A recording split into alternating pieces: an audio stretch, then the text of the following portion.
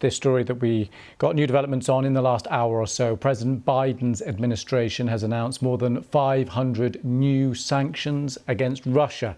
They're in response to the invasion of Ukraine and the death in custody of the opposition politician Alexei Navalny. The White House said it was also imposing new export restrictions on nearly 100 entities for providing backdoor support to Russia's war machine. He said the measures on the eve of the second anniversary of Moscow's full-scale invasion would ensure that President Putin paid an even steeper price for his aggression abroad and repression at home.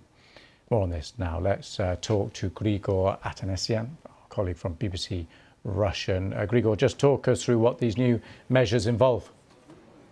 Well, these new measures will include personal sanctions, but also sanctions against different spheres of the Russian economy.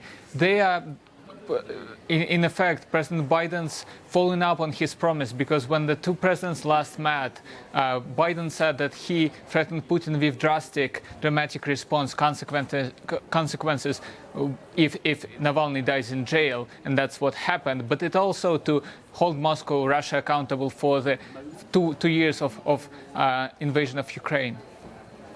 And by sanctions, what kind of things do we know? Any details about who, what amounts, and what's actually involved here?